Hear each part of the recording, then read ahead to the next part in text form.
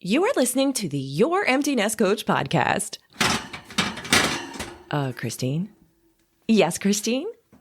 You know, with the social distancing implemented due to COVID-19, that your listeners may not be in an empty nest right now, and they may be struggling with an unexpected full nest. I mean, listen to that racket in the kitchen. Ooh, you're right about that. You are listening to the Not So Empty Nest podcast with Coach Christine. Is that better? I think at least for the near future, it might be a good call. Sounds like a plan. Before we get started, please remember that you may leave me audio feedback at any time through my SpeakPipe link or Google Voice number. If you find yourself wanting to offer advice to my listeners or talking back to me during the episode, I invite you to submit your thoughts there. You'll find the links to do this in the description of the episode. On Apple Podcasts, click Details. On Spotify, click See More. On Overcast, press the I for Information button. Get the idea? Of course, I always have full show notes with links to anything I discuss in this episode on my website. I can't wait to hear from you. Hi, this is Coach Christine of the Your Empty Nest Coach podcast and Deirdre Dolan Nesline from Declutter by Deirdre and the Magnificent Aging podcast. I'm so excited to have her here. Yay! Deirdre is on my 2020 Your Empty Nest Coach Quick Tips team, and it hit me today that for many of you, you may have time to work on some decluttering that you have been putting off. So we did this on the fly this morning. I said, Deirdre, you want to be on the show? Let's do this together. Yes. Right? Yes. So here we are, and this is not planned off the cuff. We're going to talk about things that you can do while you're home, things that you probably have been putting off for years. There is a lot of stuff when we talk about decluttering. Not only do you have the physicality of removing an object from your life, you also have the emotions that go with it. And if you listen to my podcast, you know I talk a lot about becoming the CEO of your life, the conscious, effective Olympian. And in that, you have a fence of things that you can control. And most of the stuff in our house is outside of our fence. So we have to watch the thoughts that we have about the things as we declutter. A lot of times we'll look at something and think, I have to hold on to this because my mother would be horrified if I didn't keep it. And that's a thought that you have the option to choose to keep or not keep. So as Deirdre walks us through some things that we can do, keep this in mind, and I'll kind of give you reminders as we go. How's that sound, Deirdre? Awesome. Thanks, Christine. Well, it occurred to me the other day that if people are at their home and they're so bored that they want to declutter, this is beautiful. It Because most is. of the time people want to push it off, right? They don't want to do it. Just like you're saying, it's too emotional. They don't know where to start. They don't know where to put the items. So I'm very glad that we're talking about decluttering while you're stuck in your house today. I think it's great. There's so many things like, how can I survive? It's like, oh my goodness, this is a great opportunity. I'm hoping that we never have this again in our lifetime, right? Yeah. So let's embrace what we can do. Yes. So I just wanted to talk about being efficient, really, because now that so many people are working from their homes now, in addition to having their home filled with people that they're not normally working while the people are there. So I thought about, well, what are 3 areas that we tend not to be efficient in? And so that's probably your photographs and your memorabilia, your paperwork, and especially that, it's IRS tax time now, and then your time management, if there is such a thing as time management. I love that. And oh my gosh, I found a box of letters from my freshman year in college, my first semester, from friends from high school. And so I knew I had it. And so I pulled it out the other night and began reading it. Holy mackerel, hysterical and so loving and warm, and brought back the best feelings to me. So like that memorabilia, I'm going to keep that because that gives me such joy. And there's probably 10. And it's so fun. It's when we get overwhelmed and get so much. And like you're saying, people tend to give us guilt clutter. We have to not accept that and tell them, I appreciate it, but maybe you can do this with that clutter. The photographs, though, they can be in those binders like from the 60s and 70s. Remember those? And the Yes. photos kind of get stuck on there. Mm-hmm. So if they're not organized into events or chronological order or by people or location, you can do that now. And I have a little trick to getting those pictures out because they tend to get stuck in there. Oh, If excellent. you have unwaxed dental floss, you can Yes. saw back and forth behind the photo very, very gently. Might take you a little while to get through, but if that photo is really stuck on there, that's a great way to pull it off. Oh my goodness, that's amazing. Right? Nice little trick. Love it. So I would put them in piles as you're going through. Decide Mm-hmm. how you want to put them in the chronological order, by person, by category, whatever you want to do. And as you're each one, put it in that category at that time. And then either put it into a photo safe box or into the newer albums without that acid paper that eats your photos. And do Got you it. know that there's an organization called appo.org? It's appo.org. It's the Association of Personal Photo Organizers. And they'll help you create albums, digitize your photos, if you don't want to do that. That's Whoa, that available. sounds amazing. I'm writing it down now. So I make sure I put it in the show notes. Okay, great. They get trained. Very, very nice group of people. And they're local to most places. That's really nice. What are your thoughts on scanning photos if someone has a scanner? I think it's a great idea. I think that they recommend 3 repositories for your photos because actually, look at all the old photos if you have them from your family from 100 years ago, even. They Mm-hmm. hold up. So Yes. they actually recommend that you do keep paper copies, but honestly, I mean, do you need the picture of your 8th grade trip to Washington, D.C., the dome on the Capitol building, and it's all yellowed and blurry, and you don't need that. Right. Get rid of That those. is true. Yes. You want to declutter the photos that really don't matter to your life now or in the future, or that your kids might not have any reference. Yes. Get rid of That's them. great. Yeah. Get rid of them. Toss them out. If it doesn't spark joy, right? Is that what you say? They don't spark joy. So I wanted to also talk about paperwork.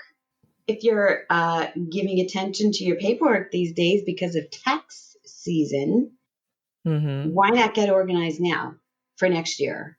It's so frustrating to pull items for your taxes from all corners of your house. I mean, we've had people hire us just to put their tax papers together, to find them in their home and put them together for them. So what we Wow. do after that, or as we're doing it, is we create a system so that we keep track of everything that they need for this year, write it on the outside of a file folder so that they can put in for next year. Now that's manually, because there's 2 Excellent. ways to declutter your paperwork, manually and digitally. Got it. Not everybody likes digitally, I have to say, and that's fine. Yeah, it's interesting because we have done our taxes online the last few years. And this year I got an accountant and I'm like, where are the paper copies? I just want a paper copy.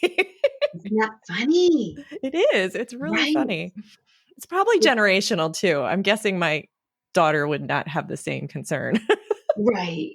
Yeah, it's your comfort level. That's my comfort level as well. I don't mind having things manual, but then I do load them up and send them digitally to the accountant.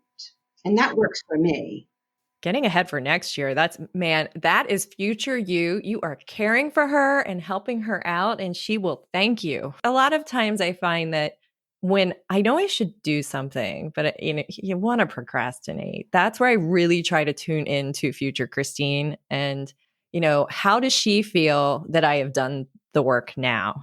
And if it means I have 1 or 2 albums that I can look at that bring me pure joy versus 20 and I have to go through to find the perfect photo, or if it means I decluttered some paperwork and now I can just pick up that file. Oh my gosh, she will thank me. She will. And I love that, working off that future Christine and future Deirdre. It's so motivating because you're doing it for you. I love Right. it. Well, what I did with my pictures actually is I took one pack and I labeled it Deirdre's favorite pictures. I And love so it. that seems to be the one pack that I go to and look at. That's a I great also idea. have, with my paperwork in regards to that, I also have one and I call it permanent file. And that's all the paperwork that I know that I'm going to need at some point in the future. And I want to be able to put my hands on it quickly. That's a great idea. Well, then you Excellent. don't go looking for it all over the place. Yes. Even if it's just copies of things you might need. Mm-hmm. I have a Okay. file called important stuff. Perfect. I know where it Perfect. is. Someone will ask me, I'm like, did you check important stuff? Perfect. And sometimes you go through it again a year later and you say, that's not so important anymore. That is true. Yes. Mhm. Mhm. Excellent. Is there any other paperwork you think we should be looking at right now? Well, so here's the thing.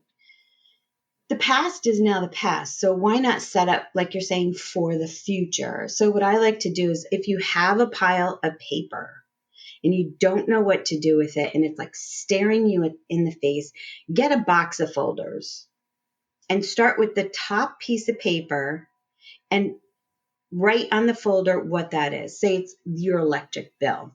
So put electric bills, put it in, put it to the side. Say you have the next piece of paper, and that's your phone bill. With a pencil, and this is all manual. You Mm-hmm. can do the same digitally, but write on there, phone bill, put it to the side. And you're going to then have everything filed. It might seem redundant, but until you get used to it, it's not as overwhelming to do it this way. Then what you do is you realize as you're going through, oh my gosh, okay, so my electric bill and my phone bill, I pay them. What do I need that for? So now you're going to consolidate your files. You wrote them in pencil or you put them into digital file folders. Get rid of the excess and just bring it down to bills. Or if you feel confident enough, not everyone does, and that's why I suggest doing it that way, start out with a bill file folder. To be paid, paid. And that's all you need, the two. And basically it comes down to be paid, paid, to do, and permanent file. And that's it. That's what you're Oh, going that's to great. have. I But love that. initially, when you look at it, when you have a huge mess, it's so much easier if you break it down into categories, as small of a category as you can get for yourself. Excellent. That's really good advice. Thank you for sharing that. I love it. Oh, sure. I think I always want to go to the big category first. So I like this idea a lot. I feel if you can go from that little to a whole bunch of little things to one singular, that just feels so rewarding. It is. And it takes a while for your brain to get that it's okay and it's not such a big, overwhelming task because you've broken it down into teeny tiny pieces. And then Mm-hmm. as you get more comfortable, you can move on and just put them in big categories. Great. I have something else talking just about your office. Think about things that can get fixed that you haven't, because you always say, well, I'll come up with a fix in the meantime. Say your office chair is uncomfortable. So you take your computer and you sit in the living room. That's your norm. But now everybody's home. And so there's a whole lot of noise and you're Right. like, oh gosh, I can't sit in that chair. It's so uncomfortable. Well, maybe now is the time to go and research a chair and have it delivered to you. Or maybe it's time to set up an office space in a corner of your bedroom where you can shut the door. And so that people know, please don't come in. I'm doing the work here so that you can concentrate on that. It's a good time, I think, to kind of look at the software and the hardware and your equipment that you're using and make it work for you instead of always putting it off. You are right on. It's so funny because where I work at my desk, I've never had it, believe it or not, I've never had it set up so I could easily go from something to podcasting and back and forth. I would take out my mic, attach it in, and I'm doing it quite often now. So it wasn't until this experience happened and, had to bring the work laptop computer home that I was like, I can't do this all the time. So I have it set up perfectly now that it feels so good. It feels so good. And 3 days in, the chair I was sitting on was a hard dining room Yes. table chair, which is fine when you work, like you said, a few hours here and there, but day in, day out, no. Before we shut down here and everything was like, you can't go anywhere, I was able to run into the office and borrow my work chair. And it makes a big difference. It does. It really does. I am so much happier sitting here. So I can't tell you, if you do not have good workspace, Deirdre's advice here is right on. You're worth it. You are totally worth it. Totally. So my last kind of thought is, now's the time to make your life easier and more efficient. So take a look at your time management these days, because if you're used to working outside the home and you had to do certain tasks and accomplish them in a certain amount of time, if you work an 8.5, 9-hour day, when you're working at home, the thought is, well, I can do that later because I can do this, or I can throw my laundry while I'm doing my writing or whatever it is. But that becomes confusing at times. So now's the time to make your life easier and more efficient. And I would suggest sticking to your normal schedule as much as you can. Because at work, you're not going to throw in the laundry. Because what's going to happen is you're going to get distracted by it. And it's not 3 minutes to do the laundry. It's like 15 minutes to do the laundry. And you've lost your flow. Yes, so totally. If the washing machine dings, I'm done. You're like, oh, okay, I got to go throw it in the dryer because I don't want it to get wrinkled. Like that kind of a thing. And that becomes stressful. It does. Because now you're trying to accomplish your work tasks as well as your home tasks. And there is no differentiating it. And it just becomes all mucked up. And you're going to say, why aren't I getting done what I usually get done? And I think it might be that, in addition to all the stress from COVID-19. Well, that's pulling at your brain as well. And this is what's also important here is that I know I briefly worked remotely, and I know the amount of training that they would give you in working remotely because it was such a culture change. So even normally that is a big deal and takes weeks for someone to fall into a routine. Yes. And now to have all of COVID-19 restrictions, do I have COVID-19? Could I possibly have it added to your brain, as well as a fuller house than you're used to, and nobody's routine in the house being the same. It is so much. So really give yourself grace and patience as you adjust to all of this. And definitely that separation helps. It's so helpful. It is. And it's all like, I was just talking to someone about this the other day as well. Like I know everyone's talking about working in their sweatpants, but to me that creates a certain vibe. So I get dressed and I'm ready to go. And that sets the tone for me. I don't find it to be as, it seems like your sweatpants would be more comfortable. To me, that's not. And I don't know if you're finding that you're a little more casual than what you expected, or your mind's wandering a little bit more. Sometimes if you put on the clothing that you would normally wear to work, it might set a different tone for you. So you might try it. I think that's important, figuring out what it is for you that gets you in the right frame of mind. I did homeschool my daughter a lot of the years, so I was home a lot. So I learned how to separate the Monday through Friday from the weekend, which is a lot of it too, is how is it different? And so this time around, I was like, okay, I don't usually get to wear jeans at work. So Monday through Thursday, I'm wearing jeans, but a nice shirt. And then Friday, I'm making myself wear a dress. So I have a nice separation from Saturday and Sunday when I probably will stay in sweatpants. So smart. Otherwise you don't, it's just like, what's the difference unless you have your one right now, especially because we can't go anywhere unless you're emergency personnel, you're doing an emergency or you're going grocery shopping. So that Sunday morning when I grocery shop Yes. is very exciting. But otherwise, they all look the same Yes. every day. I know. And I only started doing that is because I was dressing so casually every single day and every day was the same. And so I'm like, well, wait, why am I working on Saturday and Sunday? Oh yeah, well, hello, I'm a solopreneur. So that's one reason. Yes. But the other reason it was because I just didn't basically even know what the heck day it was because there was no separation for me. So that helped me.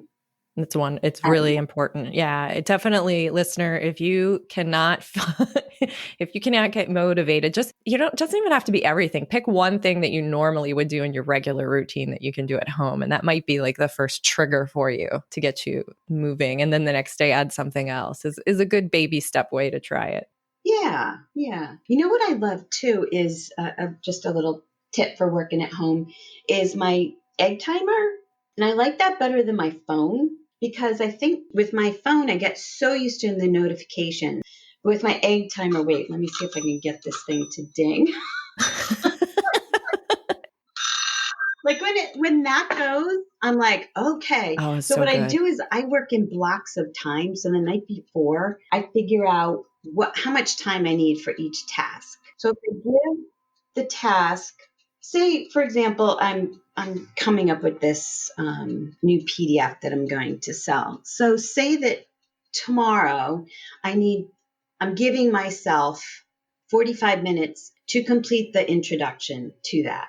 So I set the timer for 45 minutes. If it's not done in 45 minutes, it's done. That's all that I gave that amount of time to it. Because otherwise I'm going to waste that time. So if I know that from 1 to 1:45 tomorrow, I'm setting up the introduction for the PDF for decluttering your closet, I have 45 minutes to get that done. And that's the amount of time it's being given. And then I have to move on. Because I think what also happens when you work from home is you lose your sense of time management. Whatever time management is, you lose that. And it's also what I find it's a way to, and you tell me if you think this is correct, Christine, is keep your focus on the task at hand and not be pulled into all the craziness and the sadness and the utter confusion caused by COVID-19. Yes. I'm calling this a great opportunity to level up your life Mm. because so much of what I teach is working on how to be with yourself, knowing who you are. And we now have this kind of forced opportunity to do that. And if you're not able to find the present moment, it's very difficult to find who you are. So as you do this and you're able to focus on one singular thing and not focus on the thoughts that the news might have put into your head on COVID-19 or the anxiety that you have over your child who's, right down the hall and totally healthy, but your mind goes somewhere else. When you can focus clearly, you become more productive because to me, it's almost like you gain time because Yes. when you can focus on that one thing, I know there are things that I'd be like, oh, I'll do this weekend. And the whole weekend would go by and I wouldn't have it done. Where when the weekends and the days where I plan like Deirdre does, I get so much done and I still have time. It's unbelievable. People don't believe you, but it's learning to yes, be very present in that moment and work on what is currently in front of you without bringing in all of those other things that I call outside of your fence, be it concerns of others, be it another project. You know what? If something pops in my mind, I write it down and I put it out of my sight because I'm not allowed to focus on it on that time. So really important. And it's a really good skill to learn that you can apply also to just daily life and being able to be present with somebody. I love that. Yeah, I call it a life reset too. That's why I was drawn to you at She Podcast Live, Deirdre. Well, it's a chance to set up your life to make it easier and create new routines that actually work for you. Yeah. And it all comes down to caring for yourself, ultimately, all of this, whether it's photos, paperwork, mental health, is knowing that you want to live in a more peaceful life, whatever that is for you, and figuring out what that is for you and picturing it in the future and then picking the one task at hand, focusing on it, and slowly working on that until you get to where she is. Things can change and be more powerful in your life, but every person needs to believe that that future version of them is worth it. And I think that's where most of us get hung up, is Netflix is more appealing. Here's the thing. You can do what you want to do going forward, and that's it. Yeah. Because you've made that change right now, and it has to be right now. In this moment, you make the decision, I'm going to make a change, and do it. Yep. You're worth it. Well, this is a good start. We hope that this motivates and assists you. If you'd like to learn more about me, you can find me at my website, youremptynestcoach.com, or wherever you listen to podcasts. My podcast is Your Empty Nest Coach. And for Deirdre, you can find me at declutterbydeirdre.com or the Magnificent Aging Podcast. Excellent. And as always, remember that you are amazing. See ya. Thanks. Thank you. A huge shout out to every member of my GPS support flock. I invite you to fly on over to my website or see my show notes for a link to learn how you may become a GPS support flock member, where you will gain access to all of my programs, monthly workshops, group coaching, and more. See you there.